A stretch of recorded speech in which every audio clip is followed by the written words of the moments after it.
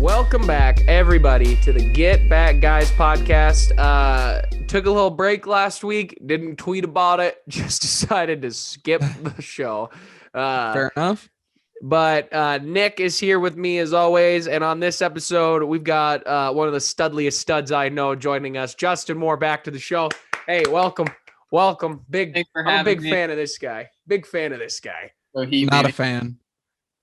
He came on when we talked about the Steelers way back when in their record. If you watched early on, for the four of you that watch consistently, and he's back here to talk some NBA because him and I are both huge Miami Heat fans, and he's a big Portland fan. Portland fan. Trailblazers. The other night, we all support the Blazers here, though. Yeah, Fair enough. The other night, it was like a win-lose for me, no matter what. Yeah. Like, so I was like, well, bigger loss for me. Yeah. But yeah, we're here to just we're gonna talk just the NBA and the NFL trades, big stuff for both my teams. So we'll start with Nick though. Nick, what were some of your start with you. Wow. What were some of your thoughts on the NBA trades? Did any of them stick out to you more than anything? Like any of them stick out more than? Yeah, well, I'm just hyped that there were actually a ton of trades and that the Magic decided and realized that we should blow this thing up. We got a few people who have a lot of value right now. And so the two trades that I think will impact the most is the Aaron Gordon trade to the Nuggets. I still don't see them beating the Lakers, but there's a chance that the Lakers could not be healthy. If AD or LeBron isn't healthy, then it gives the Nuggets a legit chance to come out of the West if the Lakers are down, because I think they can compete with the Clippers, especially with Gordon being able to guard either Anthony Davis or LeBron or Kawhi or Paul George. I think this gives them a lot of versatility that they lost when they lost Jeremy Grant. So that's a great move. And then the other one is your boys. I love the Victor Oladipo pickup. Love it. Big fan of Victor Oladipo. He's kind of a polarizing player because was awesome in the 2018 playoffs against LeBron, almost beat the Cavs in 7 games in round 1. And then since then's been hurt. And it seemed like the Pacers just didn't want him, even though it looked like he was on a trajectory to be like a borderline top 10 player. And I think this is a perfect situation for him. And I can't wait to see high pick and rolls of Bam Adebayo with Victor Oladipo handing the ball. It's just going to be unstoppable. And so it definitely solidifies you guys, I think, as the 4th best team in the East right now. So those are my 2 biggest pickups. Wins. Justin, what about you? What do you think of the trades overall? And then we can touch on the Heat. Well, absolutely. We got to touch on the Heat. But no, I thought that they were very good. Some of them I thought, like I think I mentioned in the group chat, I wasn't really a big fan of the Lou Will Rajon Rondo trade, just because I thought that's weird. Right. Yeah. I thought that the Clippers lost one of the best bench scorers in the game. And Rajon Rondo is just more of a playmaker and facilitator, which I thought that they kind of already had. But I also do like the Portland Trailblazers trade because Norman Powell is more consistent and better defensively than Gary Trent Jr. was, and we were going to lose Gary Trent at the end of the year anyways because of he wanted to get paid and we were not going to pay him that much. And then Rodney Hood, it worked out when we beat the Nuggets in 4 overtimes, but other than that, hasn't really worked out that well. So I thought that we did really good. My only concern there is you basically traded a player that you weren't going to have for another player you're not going to have, because I don't think Norman Powell is going to play under 11 million next year because he's playing insane. And overall, I thought it was probably one of the more active trade deadlines we had, because I think Woj tweeted at the end there was 16 trades and 23 teams involved, which was the most in a very long time. Yeah, it was an awesome day for moves going around. What do you think of the Vucevic trade to the Bulls? Oh, see, that's the other big one. Let me start with the Magic. Oh boy. The Magic they're not going to be good for a very long time. They had these 3 all-star caliber players, and they still just couldn't do jack with it. And so I don't see them getting anywhere in the East anytime soon, especially after they just sold the house. But Vucevic to the Bulls, I think, is really good. Wendell Carter has been nothing since he was drafted, so they needed another big man. I hope that Lauri Markkanen can complement him, because Lauri Markkanen can also stretch the floor. He's been shooting really good this year too. Yeah, so if you had like the two, I can call them like the twin towers out there, because they're huge. You have one that can shoot, that can stretch to the 4 and shoot the 3, and you have Vucevic, the big body inside. I mean, I think it'd work really well. And Zach Levine. Yeah. I mean, Zach Levine has been playing insane as well. Yeah, I agree. It's kind of odd when you just look at like their 3 kind of, now they have Vucevic, who's like around 30 years old. Zach Levine's like 25, and then they have Patrick Williams, who's like 19 or 20. So that's the only kind of odd part about it, is like you have a bunch of people on a very different timeline of like when their primes are going to be. But I actually really like the trade for the Bulls, because I think it gives them a good chance to get into the playoffs, that kind of bottom tier of the East, especially like with LaMelo Ball getting hurt. It seems like the Hornets might start falling off. The Celtics got Evan Fournier, which was a decent pickup, so they'll be right there. But I think they have a good chance to at least get into the 8 seed. And I think that's important, because Levine needs to play some playoff basketball if he's going to be able, if they're going to actually be able to compete with him as their best player, one of their 2 best players, in 3 or 4 years. So I think it's important for them. And Patrick Williams, I think, is going to be a stud. I think both of the Florida State wings, him and Devin Vassell for the Spurs, are going to be 2 of the better players from this last draft class. And they also, Levine's a free agent in 2022, so they need to make it to the playoffs or he's gone. So I think overall it's a pretty good move for them. And the Magic, I think that's probably the most they would have gotten for Vucevic. And so I think they did a good job selling all over the place. So I like that move for them. Well, and I also like how the Bulls were able to go get a backup center, a solid Ice. backup, and Daniel Ice, to help Vucevic. Yeah, that's a good move. Floor. Yeah, I agree with that. And touching back on the Nuggets trade with Aaron Gordon, I really do. I am impressed that they didn't have to give up Porter Jr. or anyone like that. I mean, they didn't really give up a ton for Aaron Gordon. And same with the Heat, obviously. I mean, we gave up an inconsistent Kelly Olynyk, and I can't even remember the other player we gave up because I just didn't care. I was just happy we got Victor Oladipo. Yeah, well, and you have Trevor Ariza too, so you're more athletic, and you're kind of making up for the Jay Crowder loss too with that pickup, which I think is a sneaky pickup that happened a little before the trade deadline that most people won't talk about, but I like it a lot for you guys. Yeah, I really wish we would have re-signed Jay. Yeah, I mean, that seemed like a big loss at the start of this year, because defense and shooting is really valuable, and the Suns are using it greatly. So I want to tell a quick story real quick here. Story time with Al. Story time with Al. Drop my Get the hot cocoa out. Get the cocoa fireplace started. Let's have a little fireside chat. I was in Glacier National Park this last Tuesday. A buddy of mine came up. We went up to Glacier, hanging out, shooting the crap as they do. And we were stopping along the way, taking some cool photos, just beautiful up there. Actually, shout out to my friend Zach. He's the one who created the music for the intro to this show. Absolute pure stud. We stopped. It was our last stop. We got out, and there was this couple over just kind of, far enough away. And they were just taking photos of each other, throwing snow in the air, doing all this crazy stuff. And we get out, go down there, this little beach area on one of the lakes. We start taking pictures, and I'm wearing my Miami Heat jacket and vest. And the guy turns around and he goes, "You from Florida?" And I went, "No, I'm from here, from Montana. But, I grew up loving Dwayne Wade, loving the Heat, just been my team.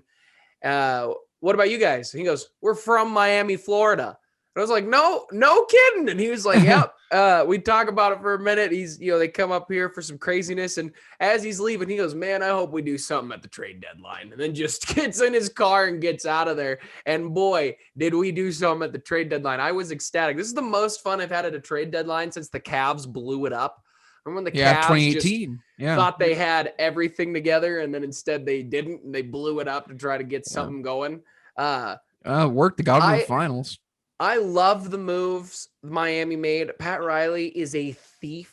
He's a thief. The fact really that we kept Duncan Robinson and Tyler Hero and upgraded with Victor Oladipo is a steal. It's a steal. The Rockets too are It's a train insane. wreck. They're horrible. And, Pat is just so good at saying, look, we'll wait. Victor doesn't want to be there. We'll just wait. You can get nothing back and you're going to look even worse. Or you can take Kelly Olynyk and what's his nuts. Who was it? And Chris pick Silva? swaps.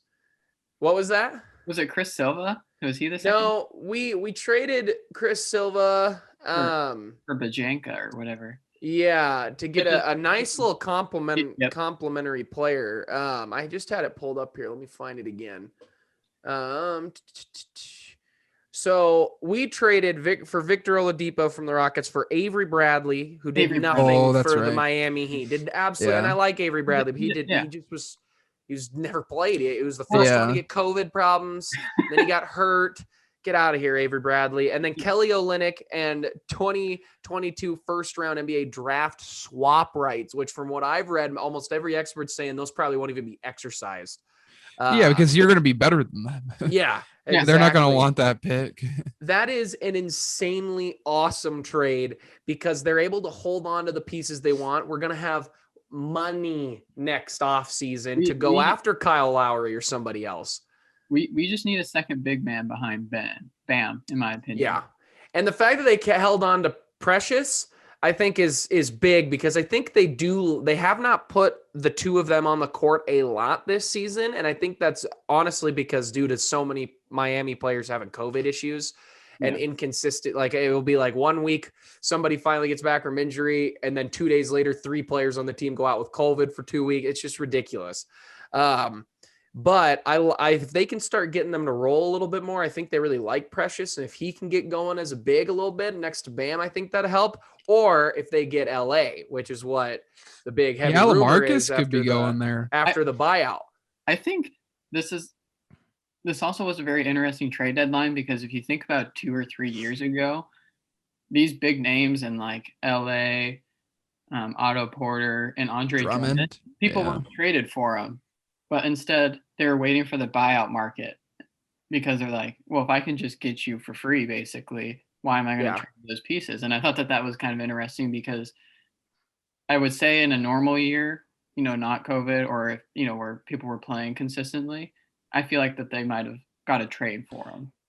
Yeah, it's also tough because a lot of, at least the Spurs' reason for not trading him is they could have traded him to someone, but they would have had to take on a long-term contract, and they didn't want to do that because they're going to have 2 max slots open this summer.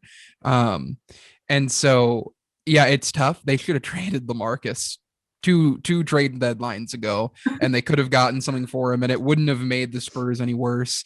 But their loyalty, fair enough. He's the only free agent who's ever gone there, so I can understand wanting to take care of him as long as you could. I think Miami is probably the most likely destination. I think it'd be pretty interesting. He'd be great next to Bam. Yeah, He'd and be just a monster. Yeah, and I mean, just not playing him too many minutes, keeping him at a 20-minute player game can get some value out of him still. I think so. Bench. Yeah, I'm excited to see this lineup because this is going to be such a fun lineup. If everybody can actually get healthy and play. I think it's a change that the Heat needed because it doesn't look like they're having fun like they were in the bubble. Yeah, the bubble I still don't think is a fluke. You don't get a fluke to go to the championship. They earned that right, and the other teams struggled against them. We're 8th right now. After we went on a 7-game winning streak, and then the Heat have just lost 4 in a row or something like that.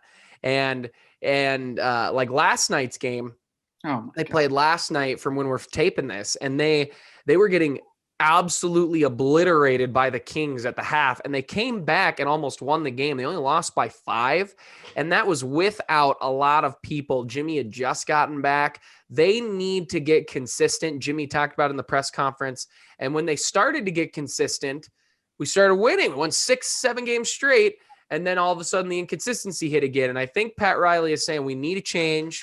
We need to amp some stuff up. We need to bring in a player who can really help this team. And he went and did that by getting Victor Oladipo, who I love, because now the pressure's off Victor, because Victor did come back from that injury, came back, maybe not the same player off the bat. Pacers get rid of him, send him to Houston where he's got John Wall. They lost 20 straight games. Like, why do you want to play hard for that team? Like, you don't want to play hard. And now he's with a contender and he's like, all right, I'm gonna ball out again here. And I think it's going to be a much different Victor Oladipo.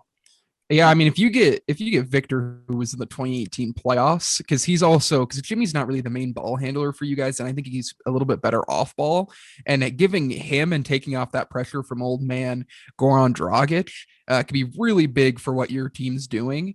And he's youthful. I mean, I do love him. I love him, but still, but you guys need to get a top 5 seed. There's no way I think it's gonna be very difficult to, especially if you guys want to get to the conference championship, which I think should be the real goal for this team, to overachieve a little bit. Like, it's going to be tough if you're a 6 seed and you have to play the Bucks, and then you have to play, you have to play the Nets in round 2. Like, it's just, it's going to be really tough to get that many upsets in a row. We're currently at 8 because the Bucks are a lot better this year. We're half a game back from the Celtics in 7th, a game back from the Hawks and the Knicks, who are in 6th and 5th, and a game and a half back all the way to 4th. And really, we're only a few games back. I mean, a little bit higher climb, but I think we can get back to that 4 seed easy. I mean, the fact that it's the Hornets, the Knicks, and the Hawks that are ahead, this team just needs to get consistent. I think they understand that, and once they get going and they can figure it out, man, I don't care if they need to just bubble up in Miami and just stop going out and just go bubble up in a hotel somewhere, do it. But let's get some consistency, because I want to start seeing Bam actually light it back up, because the inconsistency has hurt him more than anybody else. And I think his growth here in year 5, where he looked like he was getting ready to transcend into a superstar. And I think the inconsistency has hurt that. It was. But Victor also, go ahead. You got it, Jay. I was just going to say, I think if you see the inconsistency with Bam, it's also because the inconsistency around him, where more the pressure is on him. Because I think what we're seeing right now is kind of a sophomore slump per se from Tyler Hero, where, like, I mean, he had a great game against the Blazers, but he had a really bad stretch before that. Yeah, but then you see him and he has like 10 points a game on like 15 shots or something. If they don't get to the finals last year, people aren't talking how Tyler Hero is not good, because that's the narrative, is that he was actually a fluke. The guy's in his second year. Like, he clearly has shown he can play well under pressure. The inconsistency hurts, but I think Victor Oladipo being the main ball handler now and coming in is going to help Tyler tremendously, because I think Tyler thrives when he's not necessarily playing traditional PG. Yeah, I mean, it gets tough when Tyler Hero's taking the second most shots in your team. Like, he should not be shooting the basketball more than Bam Adebayo. And I think that's the pressure, is like, I think people just got a little ahead of themselves with Tyler playing good. Like, he's going to be, I think, a fantastic player. He's still like 21 years old. He's very young. Oh yeah. And the Heat don't want to get rid of him. They've made it clear. Yeah. Let's wait for, people were calling him better than DeMar DeRozan before the year, ESPN. Like, that's the most absurd thing I've ever seen. He's not even in the same realm right now of player. And so I think people just got a little excited about him being an immediate star. He can have some great games, but I think taking back his shots, letting him shoot more like 8 to 10 times a game instead of about 14 times a game could be really beneficial to the Heat and you guys being able to try to get back, because the East is better than it was last year. The Bucks, 76ers, and Nets are all extremely better than they were a year ago. And so this move was necessary if the Heat were going to compete. Yeah, because now you can put him, and I've watched just about every Heat game this year, and Tyler is still making some insane shots. In some of these close games, he's the one hitting some dagger threes to get us back into it, or to take the lead or whatever. But Victor bringing the ball up with Tyler Hero and Duncan Robinson on his wings right now sounds amazing to me. That sounds like great ball. You put Bam down below, throw in LA down there, let Jimmy rest up, and then bring Jimmy and his best buddy Goran the Dragon Dragic in. I got a sidebar. Jimmy's love for Goran Dragic makes me love Goran more than I already did. And I already like him quite a bit. But Jimmy if you ever want a good time, just go watch Jimmy talk about Goran Dragic. It's amazing. Have you guys seen those videos? It's amazing. Yeah. Do you remember before? Oh, sorry. Go ahead. I was saying, do you remember before Goran kind of revitalized his career with us, that you and I were talking, we're like, he is the most overpaid six man that we have ever seen, because he was just playing awful. He was like, he had a max. Yeah. He was just, and now we're like, God, we love Goran. Don't trade him. That's because Goran, now his max ended, so he's getting significantly less money, and he's coming off the bench, which means he's doing exactly what Justin and I wanted him to be, which was a six man who's paid well, paid where he should be. And he is. And that's what I like, because when he comes off, he's one of the best shot creators, I think, in basketball. And he really helps the team when he comes in. When they rotate him in, it's the ball game changes a little bit. And I love that. Remember when his brother, like Zoran Dragic, played for us? What a name. What a stud of a family. I just love it. So I'm curious, do you guys think you're going to re-sign Victor Oladipo, or do you think he might leave? Like, do you think it depends on how you guys do in the playoffs? On his play. I think even playoffs regardless on his play. I think that, but I don't think Pat wants to spend a max on him, because we're going to have a max slot open this summer. Yeah. And so I think if he's able to kind of, although this free agency pool is going to end up being pretty weak overall, I think, and he might be one of the top tier players available. I heard the Spurs were trading Derek White to us. So. Well, that wouldn't make any sense. But DeRozan could go to you guys. I think it really does depend on Victor's play. If he gets back to what he can really be in 2018 and really be dynamic with this unit, I think they work a deal out, whether it's for a max or not. Because I was thinking more not the Heat wouldn't want to re-sign him. I was thinking more Victor wouldn't want to stay there. Well, all the talks have. I think Victor wants to be there. I was gonna say, all the things that people have said is Victor wants. Like, his main goal has been to get to Miami. Yeah, that dropped a month and a half ago that he wanted to go to Miami. It would be, I'm just curious if he does start playing really good, but then you guys end up being a 6th seed because it takes you a little bit to get going, and then you get bounced by the Bucks in the first round. I could see him being like, well, I want to go play for a real contender, and I don't see us beating Miami. But that's why I think the playoffs could matter if you guys make it to the second or third round. It's also interesting. In the first. We have enough money for a max this year. Next year is Jimmy's last year of his contract. He's playing in year 3 of his 4-year deal, which means then we will have another max, whether we give that back to Jimmy Butler or go bring in somebody else. You guys are in an interesting spot. We're in a great spot with cap. I think it's very interesting too. You say if we don't re-sign Victor, okay, yeah, it's a bummer. But if you look at it, we gave up nothing. Still, I agree. We didn't lose anything per se. I totally agree. No, I think it's definitely worth the risk. I'm just curious if you guys are pretty confident you'll keep him, or if you want. I want to see him play first. I just want to see him play first, because I haven't watched much of him with the Rockets. Because why on earth would I want to watch Rocket games this year? It's true. I feel so bad for Christian Wood, who went there thinking Harden was going to be there, and all of a sudden.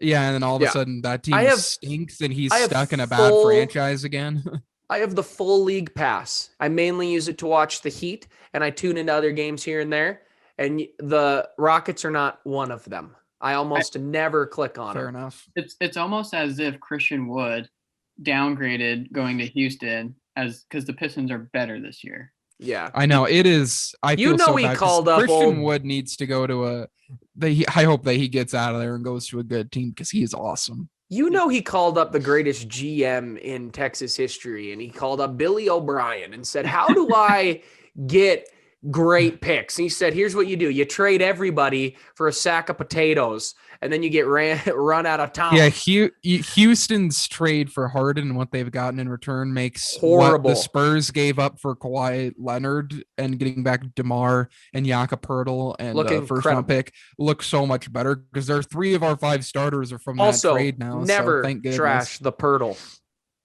Love Poeltl's dominant. On the name he's alone. Awesome. He's awesome. Stud. He's no Drew Eubanks though.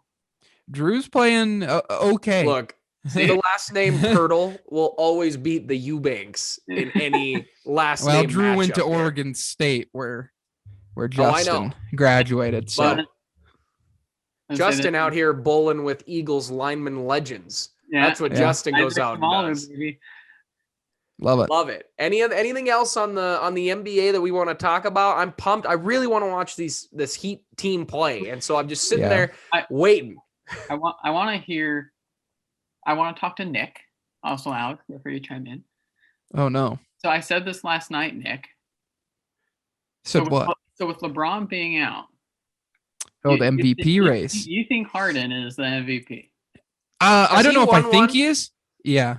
He won one so. a couple of years ago. He wasn't it the year after Russell Westbrook? Didn't it go? Yeah, he won it when they won like 65 games with Chris Paul, I believe. Yeah, and they almost won finals, and that team was awesome. But yeah, I don't know. I think this is gonna be one of the weirdest years for MVP because the two best, like LeBron, I feel so bad because he probably had a really good chance of a defensive player of the year at his age. If he would have done that, it would have changed how people view him, because that team was so good defensively without Anthony Davis, which is just insane. But it is an odd year because the two best players have been hurt in Embiid and LeBron.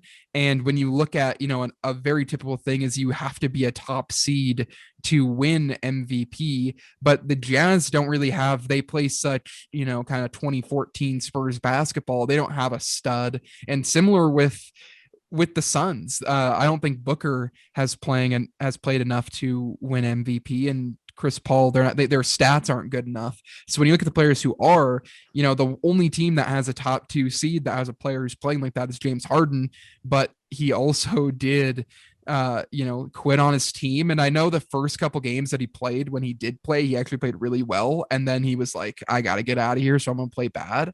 But when you look at the percentage of games that is, I don't think, when you look at everyone else, it's like, who else is a better candidate? Because that's only a very small fraction of what's going to be this season. Like probably 6% of the games were those games that he kind of quit on the Rockets. It was only like 3 or 4 games that he didn't play good for them. And he's been incredible, but I can understand the idea of like, he quit on Houston, but it's like, who else are you going to give it to? Because then you're talking about Dame and Jokic, but they're the 5 and the 6 seed, aren't they, right now in the West? Like, that's really tough, unless you're putting up a historic year like Russell Westbrook did when he did something completely different for the first time in 30 years or whatever. It's gonna be tough to give it to a guy who has that low of a seed, which makes it like Harden's the only option. Yeah. Almost. It's odd. I think, does the NBA or do the voters take into consideration context? Like Harden, I think some of them do. Harden quit on his team, but then not, Homer, but you look at Damian Lillard, and it's like he didn't have Zach Collins, Nurkic, McCollum, and he was still putting up huge amount. I'd jump on the Dame for MVP train. No, I think Dame is right there. And I actually think Jokic, if I had to bet right now, I'd bet Jokic, because I think with the addition of Aaron Gordon, they're going to rise in the standings, and the Lakers are going to fall in the standings without their 2 best players. Like, it's very possible the Lakers start the playoffs as a 6 seed or a 7 seed, and then they go on to win the finals, I think. And if the Nuggets get to a top, if they can get to a top 3 seed, if they can get to top 3, then I think Jokic could definitely win it. But I think it's probably between Jokic, Harden, and Dame right now. If LeBron or Embiid don't come back, give it to soon Dame. Enough. It'd be good, but I just can't. I just doubt they give it to a guy. If they don't, they have to at least be a top 4 seed for Dame to get it. But Dame would be awesome to get it. Don't get me wrong. Yeah, I agree. I want to give a quick shout out to Kelly Olynyk here, because Kelly would, for 4 years or whatever, how long he's been there, he would come into the game, he'd miss a 3, I'd groan, and then all of a sudden he'd hit 4 threes in a row, he'd put us up, and I'd be like, am I in love with this guy right now? And I just want to give a shout out, because he did turn my view of him a little bit there before we trade him. So I'm gonna thank you for your time in Miami. I'll always remember the bubble when he was playing the Nuggets, and he just came in and scored like 24 points off the bench. Yeah, and poured it in for free, and I was just like, "Who is this man?" Yeah, where's this guy been? Yeah. But yeah. So, anything else NBA, or should we move over to the NFL? That's good for me for the NBA. MVP race can be really interesting. Yes, sir. All right. The NFL also had some big trades we can touch on real quick. We'll end with my boys. Steeler fan. Steelers. They did nothing. Nothing. Hey, at least you didn't re-sign Kevin King. Dear God. All right. So the Miami Dolphins first trade away their pick. I want to make sure I pull up the correct trades here. So I'm going to look that up real quick. Unless one of you remembers right off the top of your head here. I do remember. Pick? Yeah. Well, go for it. So the Dolphins traded with the 49ers. They traded the third pick they received the 12th pick from the 49ers this year, the 49ers 2022 first round pick and 2023 first round pick, and then also their 2022 third round pick, which was a comp pick that they got for the Robert Saleh hiring. Yep. And so then the 49ers first, I guess, since they're the easiest, they move up to 3. Looks like they're going to be going to get a quarterback. And then after that, with the 12th pick, the Dolphins traded up with your boys to the 6th pick, and they gave up their own 2022 first round pick to go from, so they went back to 12 and up to swapped. 6 to get that pick. Yep. And swapped third rounders, I believe. So, yeah. Starting with the Dolphins, the job that the GM and Brian Flores has done over the past 3 years. I mean, they've been basically fleecing the league of draft picks. I mean, it's just been insane. Because for them to Tunsil. Yeah, exactly. Yeah. Like for them to move back 3 spots now and to gain an additional first and a third for moving back 3 spots. I mean, that's ridiculous. It's pretty good. It's impressive what Miami is doing, and I think if they have a really good draft to surround Tua, I think that they could be pretty good. Who do the Miami Dolphins want at 6 now that they have that spot? Who do they? They got to be going after Kyle Pitts, probably, right? Pitts or Chase, I think. Yeah, would be my guess. Or if Panay falls, I could see them. Yeah, the lineman for Oregon. Yeah. I think it's one of those 3. Players. I think they want, because they added Will Fuller, so they're pretty set at wide receiver with Parker and Fuller, but Chase is just that type of a talent. I think Pitts would make a lot of sense. A lot of people say Pitts is the best wide receiver really in this class, that he is actually that good. And a tight end. Tua loves tight ends too, and hitting short 10-yard routes over the middle could be really good for him. I mean, just imagine the duo, because a lot of it is about tight end duos. Imagine Gesicki and Pitts. That 12 personnel. And then they have Parker, who's kind of the do-it-all receiver, and then Fuller over the top. Seems awesome. As long as Fuller can stay healthy. And you have Preston Williams too. Yeah. So they've got a good thing going, and they'll really be able to see if Tua's their guy. And this is supposed to be a pretty good draft class for running backs too. So they go snipe up another running back later in the draft to kind of help complement that a little more. All right, your brother Kevin you gotta be jumping up and down. He's probably fin up. We fin up around here. I'm nervous coming up. I'm nervous for the upcoming draft because there's 2 threats to take Najee Harris from me, and it's the Jets and the Dolphins, because they both pick right before the 20s, and I'm like 22 or something like that. And if Kevin takes Najee Harris at 18, I think I'm driving to Texas myself. I'm going to kill that guy. Yeah, fair enough. Can you remind me? I know the name Najee Harris. That's the running back? Alabama. Yeah. Alabama. That's what I thought. All right. Yeah. He's like a mini. Never draft a running back. Miles Sanders. Just don't do it in the first round. Yeah. And then use him, Doug. Use him, Dougie P. Use him. Hey, you got a new boy in town. We got a new boy. We got little Nick. He's coming. Yeah. You're coaching, I hear, for the Philadelphia Eagles. You're coming out. I'm starting Joe Flacco day 1. Get hurt. Honestly, I'm ready for it. Joe knows the game. He knows the game. That's the QB competition we all really wanted this offseason. Yeah, it's unbelievable. So I'm going to touch on the Eagles here then. I do love the move for the Dolphins. Real quick too, it's clear that Jimmy G is nothing but an average QB, like the entire league thought he was, except for Patriot fans who believed he was God's gift to them. It was clear when he missed that wide open throw to. I mean, it's not an easy throw, but it's a throw that a above average quarterback should make in the Super Bowl to Emmanuel Sanders. Yeah. Interesting little question for you guys regarding that. If the Jets don't take Wilson at 2, Zach Wilson from BYU, who do the Niners take? Do they go Wilson or do they go Lance? Well, according to Eagles Twitter, Wilson is now the greatest quarterback that has ever existed that we have missed out on. So it has to be Wilson because they know. They know. I would be shocked if the Jets do decide not to go quarterback. Like who? I wouldn't be shocked if someone trades up to 2. Yeah. If the Jets decide not to go a quarterback, because I don't think there is anyone nearly as valuable to get at 2 where it might be good for them to get picks. But I think Atlanta they would go Wilson. Might jump up. Yeah, if Wilson drops to 3, I think the 49ers would get him, but I think the 49ers are going up for Lance. But what's really interesting is the 49ers gave up, I mean, they swapped their first round pick this year. They gave up 2 firsts and a third to go get what essentially is going to be the 3rd best quarterback in this draft. Like that's pretty insane when you think about it. Like obviously he could end up being better than Lawrence. If say they get Trey Lance, he could end up being the best quarterback and he could be awesome, but it's like that could be a lot to give up to go get not Trevor Lawrence or even Zach Wilson. You're going to get the 3rd guy in the draft. That's pretty insane. I think they probably make a move for Watson if he doesn't have all of these allegations surrounding him, because you'd have to give up about that much to get Watson.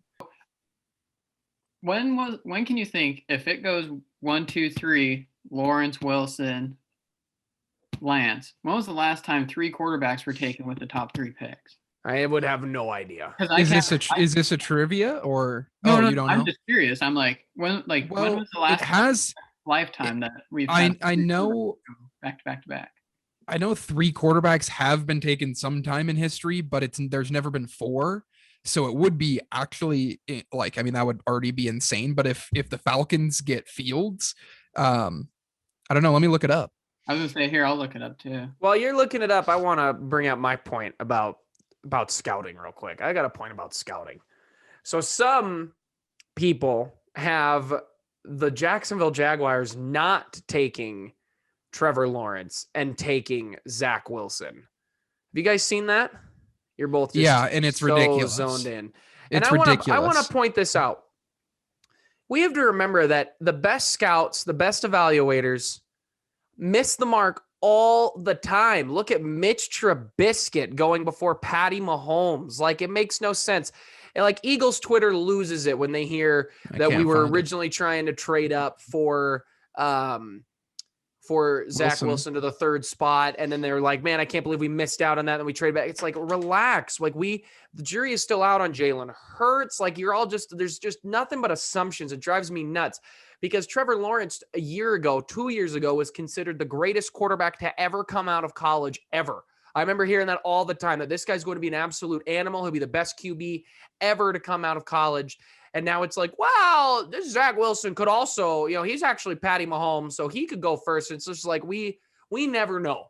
And you're never going to know until 2 years down the road, 3 years down the road when these guys actually get suited up with a squad and start actually balling or not. And it drives me up a wall.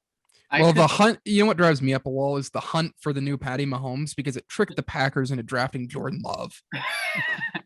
And it's absolutely absurd. Like just because Patty Mahomes was kind of a project and has turned into such a phenomenal quarterback, everyone's looking for that guy who has Josh Allen has kind of done the same thing, but it's like, let's calm down here. Let's not, we got an MVP quarterback here. Let's not draft a guy at 26 again. I can't believe we did that last year. Mac Jones is about to be a Packer too, because they just want to spite us. See, Mac Jones is interesting because if you look at Mac Jones and Mitchell Trubisky, they have similar cases where they only started their senior season. Like Mac Jones has only 13 games or whatever it is under his belt. Yeah. Trey Lance has only like 17 games, doesn't he? Yeah, and people love him. And so it becomes a question of, do you take that one season and bet on it, or do you take someone with like Zach Wilson or Trevor Lawrence, who has had 3+ seasons. I think Trevor also Lawrence it's is the clear best QB. Absolutely. I just think is. so too. I think that's more media scouting people trying to get, clicks, put things out there about Zach Wilson as well to see kind of what other franchises think about him for maybe another potential trade for those higher up teams. But I think another factor into why these quarterbacks are going to go so high this year, because it's a good quarterback class. I don't know if it's the greatest quarterback class we've ever seen, except for Trevor Lawrence, who I think is awesome. But I think there's a lot of uncertainty about the quarterbacks in 2022. And obviously there's going to be a guy or two who's going to ball out in their year or whatever and really come up. But I think franchises who need to pick a quarterback this year or next year are like, well, we know that there's, 4 to 5 guys we think are pretty good. And next year, who knows what's going to happen. So we have to go get it. And that's why we're seeing, potentially 3 or 4 quarterbacks taken in the first, couple of picks. So let's go ahead, Justin. Go ahead. Say, who I kind of think is like a sneaky quarterback prospect this year? Who? Like if you give him a couple of years, is Kellen Mond. But Kellen Mond from Texas A&M. Interesting. Maybe a little developmental guy in the 4th round or something. Yep. Kind of like watch much of like a Dak Prescott type of thing. Yeah. Could be big. Could be interesting. You just want your Steelers to go grab them, don't you? Well, absolutely. But the Steelers don't like to invest in the quarterback position, apparently. So apparently not. The Packers like to overinvest. So we're talking a lot of QBs here. Let's touch on the Eagles stuff finally here. And the Eagles did something. I didn't know. The Eagles made every time I'm so done with Howie, he does a move where I'm like, all right, Howie, you pulled me back in. But all right, so what's your question? You're already getting questions. Does that one move make you like Howie again? Best GM in the NFL. We went from literally everybody. It was so hard not to agree. He was a top 3 GM to we were fighting a lot. And then it turned into we weren't talking. And now we haven't talked for a while. And then he booty called me and he said, look, I got 3 first-round draft picks probably next. He texted me, you up? And and I answered. I said yes. I don't know what happened after that. It's all blackout blur. But you'll see who you drafted. And then you're wide awake. So Howie's always been good at wheeling and dealing. It's the drafting process that he has just not like the actual taking of players that he's missed marks on, but he is smart when it comes to cap. But so the Eagles have lost it. The Eagles Twitter lost it. They were ticked off. We didn't trade up to go get Zach Wilson at 3, which how do you even know Zach Wilson makes it to 3? But he doesn't, I don't think. No. But Nick mentioned it here on the show just a little bit ago. That could even be a smokescreen. That can be the Eagles trying to hype up Zach Wilson in hopes that, people fall or whatnot. And it could be baseless. I have watched for 3 years baseless claims being thrown around like crazy about the Eagles. So I don't take that into much stock. I think Howie goes, look, we've got Jalen Hurts. We can see what he really is. There's a big report that we don't love his 4 games. Why would you? He played okay, and then he played not okay. And part of it was when he ran for his life, he played pretty good because the man knows how to run. When he didn't run for his life, he got absolutely obliterated, just like Wentz did all year, you idiots. And I think he said, let's give Jalen a real chance. And if Jalen plays well, we probably are going to have 3 first-round draft picks next year. All Wentz has to do is play 75% of snaps, which I bet he will behind that O-line, and we get 3 first-round picks. Even if 2 of them are high and ours is low, that's 3 first-round picks. That's the capital to say, oh, we missed on Hurts. Well, now we have a really high pick that we just got because we were terrible. We can go get a quarterback that we like, or we can trade these 3 first-round picks for Russell Wilson or Deshaun Watson, I've heard floated around. First of all, I don't want Watson because of all of this controversy he is surrounded in. I do believe in innocent until proven guilty. Right now, it is looking pretty guilty with that many allegations. Yeah. But you want to give people their fair opportunity to prove wrong and things like that. And but regardless, that's draft capital. That is a lot of draft capital. And if Hurts balls out this year and we're like, all right, we have our franchise QB for the next 10 years. Now I have 3 first-round draft picks to do nothing but load up on weapons, and we already have young weapons that still have time to develop. The jury is still out on Rager. Jury is very much still out on my boy Travis Fungi, as I like to call him, because he is a fun guy. And Miles is a clear stud, and I just think the Eagles are being smart. They traded back to 12, and everybody's complaining, oh, we rarely get a top, 10 pick, picking within the top 10. We're right out of 5. We're at 6. That's a great spot. Last guy we took when we had the 12th overall pick, man named Fletcher Cox. You kidding me? Like, let's just hold the brakes on what can drop at 12. Going and getting a speed demon like Jalen Waddle for the outside to take over where Deshaun failed, put Rager in the middle, and then you put Travis Fun Guy on the side here. That is a elite unit that I am all for if they can take those steps. Or go out and get a D lineman, an O lineman, a cornerback, a linebacker, all things we could use. Everything. Yeah. The only thing we don't need, it feels like, is safety. And guess what? We probably need safety. But yeah, I think it's a good move for you guys because at the 6th pick, you're not you have to trade up and give things up to go get one of the top quarterbacks in the draft. You have Jalen Hurts.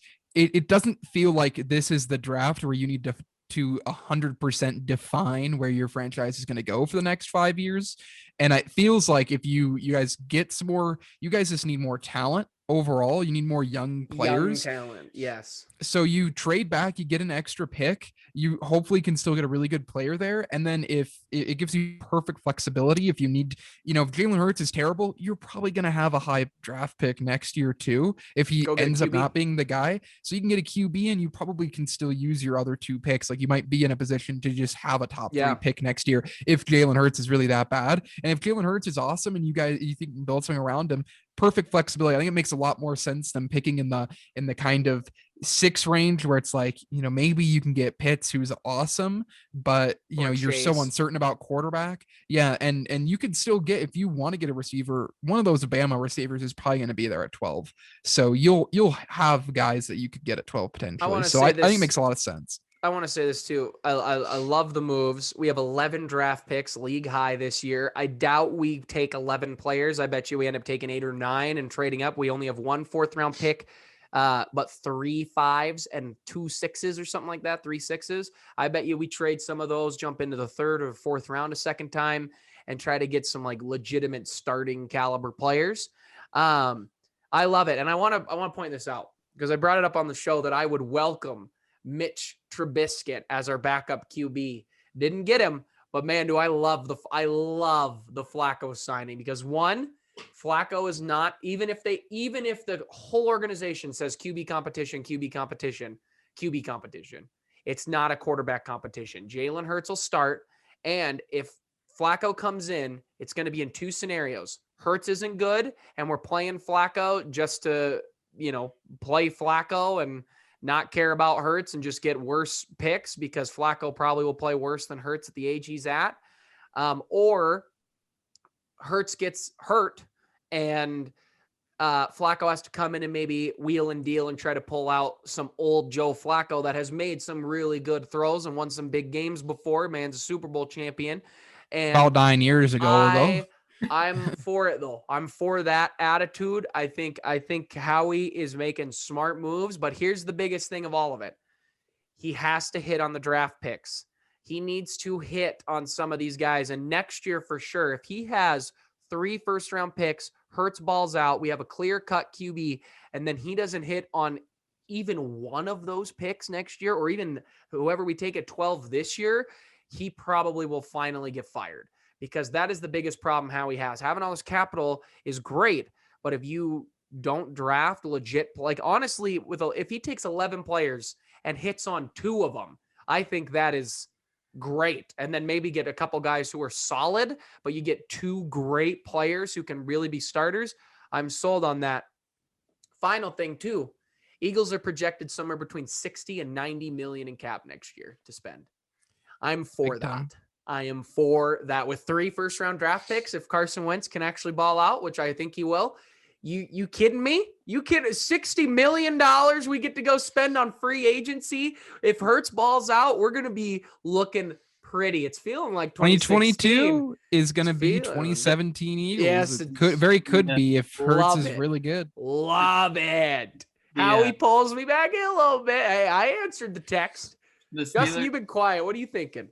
Well, the Steelers, are projected at 110 mil next year, but I feel like, TJ Watt's going to take that whole thing. So, then I'll be back. Justin, look, when you were negative 30 over the cap going into this year, I'll take 15 million at that point. You kidding me? Packers are probably going to be negative 30 next year, not doing much. But going to trade the best player ever of our organization. Tidbits from your Eagles.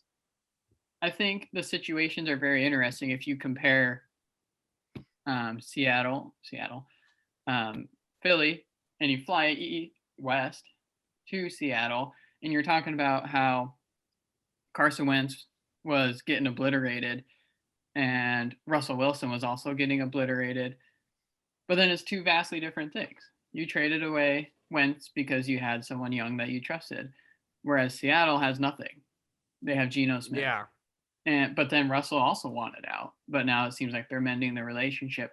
But I just kind of found that interesting how, 2 similar kind of things, and yet one was way more peaceful than the other, where Wentz was like, love you, Philly, ready for my new beginning. And Russ is like, I want my chicken sandwiches going to New York. I want to know, real sidebar, why is Russell Wilson's trying to strong arm the organization by getting linemen, which makes sense. And then all of a sudden it's like, no, I want AB. Bud, your problem is not wide receivers. Your problem is your line. It's like you've got DK Metcalf and Tyler Lockett who are awesome. Where are you going to put it? Just throw AB in the slot, I guess. But what are you doing? Go get an old lineman. Put AB outside and then Lockett in the slot. But anyway, and then I just baffles me. What are the odds that in a couple weeks we hear that Russell Wilson's a Jet and the Seahawks get Zach Wilson? Kyle should be happy. He just got Philly Twitter's Pat Mahomes, and Bears Twitter. Honestly, so that's where I heard it from first. Was our Bear bud? At least this year, I don't think it's likely because Russ's cap hit is way too high. Yeah, for Seattle to take that hit, it's just stupid for them to be bigger than the hit we're taking with Wentz. Yeah, so, but looking back on the Eagles draft last year, it's interesting. You took Rager, and then a couple picks later, the Vikings took the next pick. Oh, they took him next after us. And so it's interesting to think, what would it be like if you had Justin Jefferson? Because Justin Jefferson is an absolute beast. Yeah. You guys remember when Aaron Rodgers, there was a report that came out after he went to the Vikings that Aaron Rodgers was enamored with Justin Jefferson, and that was like ammunition in the media being like, Aaron Rodgers, he's a bad dude. He's pressuring them, and they rejected it. And it's like Justin Jefferson. Aaron was right. Justin Jefferson was pretty awesome. People like to compare the two. I think the jury is still out on Rager. And I watched every Eagle game last year. They didn't know how to use Rager. He tore the same ligament in his thumb that Drew Brees tore last year or 2 years ago. Like, give the guy a break. The little bit he actually played, he was fast. He was quick coming off the line. And I liked what I saw, but he never got the ball because Wentz or Hurts was getting absolutely obliterated. We had a lineman who wouldn't even try to block for 2 weeks. And then we were like, wait, we should cut this guy. And we did. And this whole thing that because Justin Jefferson is, you don't know obviously on draft night, but a lot of people were really high on him, and he ends up having one of the best years a rookie has had ever at the wide receiver. Yes. He was one of the best. It's not that he was just a good rookie. He was one of the best wide receivers in the NFL last year. No, I agree. And I would have, so that's where it gets to get him, tough. But the jury is still out. And I think part of the reason we took Rager is because Howie heard the media go, they need speed. And he went, well, let's go get the small, fast guy that's like Deshaun Jackson. Yeah. And then he can learn from Deshaun Jackson, who's here. And then they both were hurt talking on the sideline all year. So, and it's just, I hope the coaching, this new young coaching staff can look how, like, I expect Nick Sirianni to just look at how and be like, dude, back the heck up. You didn't play the game. I played the game. Like, get out of here. We'll take it from here, bud. Like, I'm hoping, because Dougie P just never had that attitude. But Nick, when he talks about that football, won't happen. I doubt. The GMs, they'll pick who they want. I think Nick's going to be like, look at everything they're saying. Let us really evaluate these guys. And there's rumors that Jeffrey Lurie is putting his hand way too much into the players they're picking. Apparently that's been a thing though since like 2000. So I don't know if that's a good thing or a bad thing, as we've been pretty great since 2000.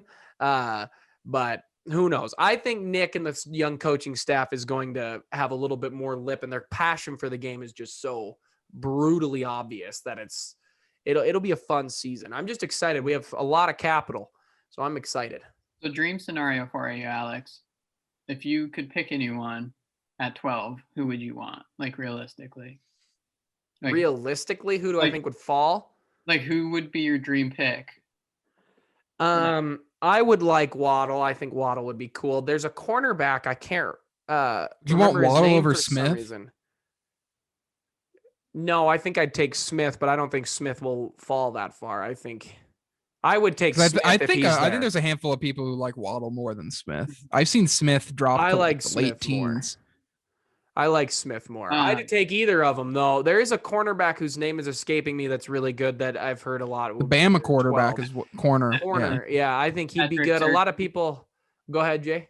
Patrick Surtain, the second. Yes, that's it. I've seen D lineman, which I think is our not so much gigantic need with Hargrave and Fletch. So I think I'd rather take like an end or a linebacker. There's a couple linebackers I've seen that would be cool. That might fall down there. So draft night's gonna be fun. We got a month to go here. Are we still meeting up that night or no? Oh, we're meeting up. No, I'm scared because I don't want to see the Packers draft again. If we flash back to last year, Nick was like Patrick Queen, bam. He was right there. Yeah, but so it's been a year since the Packers drafted.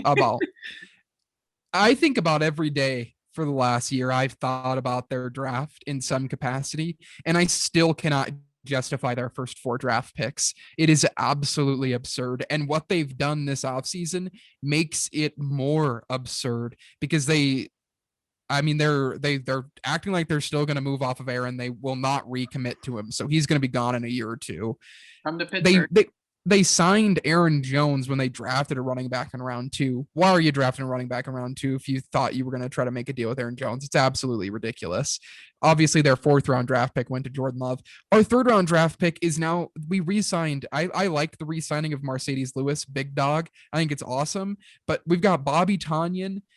We got re-signed him. We re-signed Lewis. We've got Sternberger. Why are we drafting a fullback / tight end with our 3rd round draft pick? Like, what world is that good value? People use fullbacks?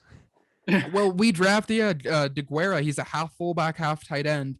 I do not get with your 3rd round draft pick. It's just so idiotic, that draft. The thought process behind it makes 0 sense. I still can't justify it. I mean, how in the deepest wide receiver class do you not take a wide receiver, which was an obvious need? I don't know. And they have to take one. The draft puts the Packers in a really bad situation because obviously they've done nothing in free agency, but they still have all the needs that they had in the draft last year. We still need a defensive tackle. We still need an offensive tackle. Middle linebacker, maybe we don't need because we did get lucky getting an undrafted rookie who was able to start for us, but we still need wide receiver and we still need cornerback. All of those positions were not addressed in our last draft, so we could draft people who we hope are backups for 4+ years. It's just absolutely insane. And it's weird because in the 2018 draft when we got Jair Alexander, he traded back, got the best cornerback in that draft and got an extra 1st round pick, which turned into Darnell Savage. So it was like, I know Gutekunst could do some good things. I just don't understand how you can miss that badly for your first 4 picks. And on that note, we should probably end this show up. Crazy moves, NBA, NFL, fun times with all these trades. Hopefully the Pack do something, make Nick happy, and maybe the Pittsburgh Steelers might do it as well. It's tough. Yes, sir. But fly, Eagles, fly. For the Get Back guys, thank you to Justin for coming on. Always a pleasure having you joining us here. Thanks for having me. I love being here. Just tune in tonight. Well, when we're taping, 11:40, go Beavs. Nope. So, it's true. That's March right. Madness. They broke my heart. Go Beavs. But I'm happy for you. All right. For the Get Back guys, we are out of here. See you guys. Bye.